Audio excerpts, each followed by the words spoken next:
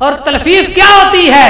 تلفیف یہ ہوتی ہے کہ سوال تو کیا جائے کسی عام کے ایک فرد کے لیے، کسی نو جنس کی انواع میں سے ایک نو کے لیے، لیکن نفس الامر کے اندر ضرورت اس بات کی ہو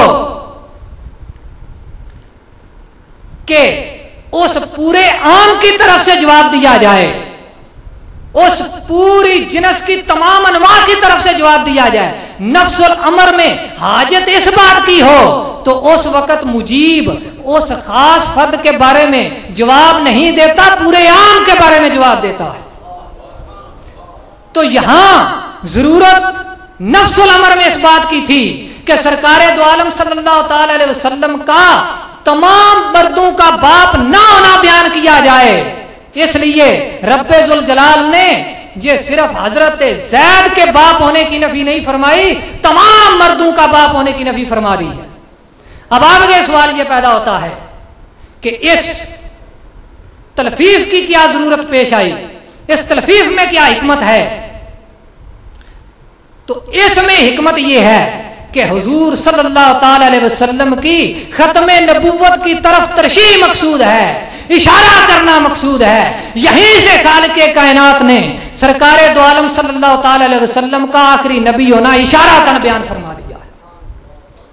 ابھی صراط تو آگے آنی ہے نا، بلاغت کے اعتبار سے یہی اشارہ فرما دیا ہے۔ اور کہتے ہیں نا کہ عقل مند کے لیے اشارہ کافی ہوتا ہے، اور عقل مندوں کو تو یہاں سے ہی آخری نبی ہونا سمجھ آ رہا ہے، ان بیوقوفوں کو صراط سے بھی سمجھ نہیں آ رہی ہے۔ یہ کیسے یہاں سے سمجھ آئی؟ یا رسول اللہ، یا رسول اللہ،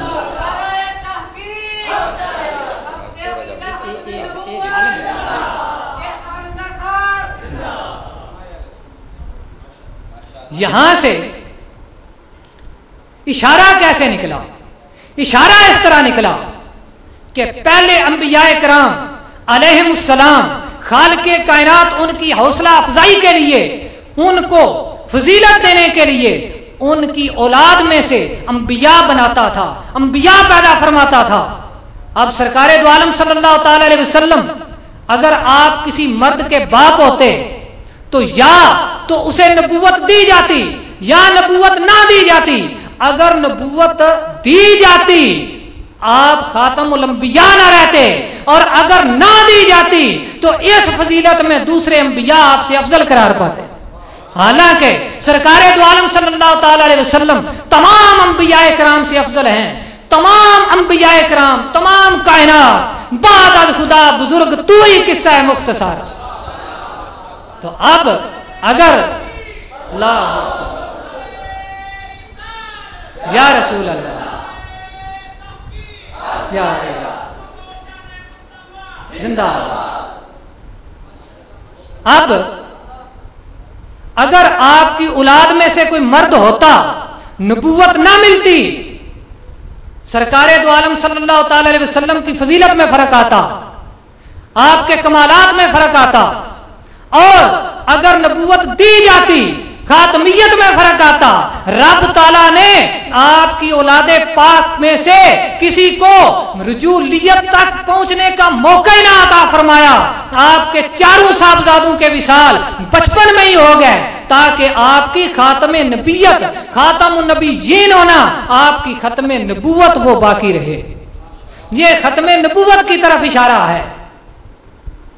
ابھی بات اصل تو آگے تھی، میں تو تمہید باندھ رہا تھا، ابھی ولا کے رسول اللہ پر بھی کچھ عرض کرنا تھا، وہ بھی تمہید ہی تھی، اور اس میں سے بھی ختم نبوت ثابت کرنی تھی۔ اور اصل تو خاتم النبیین پر بحث تھی کہ اس میں قراتیں کتنی ہیں، اس میں ترکیبیں کتنی ہیں، اس کے ترجمے کتنے ہیں، اس میں لغتیں کتنی ہیں، اس کی تفسیریں کتنی ہیں۔ انشاءاللہ کبھی موقع ملا تو پھر سے وما علینا الا البلاغ۔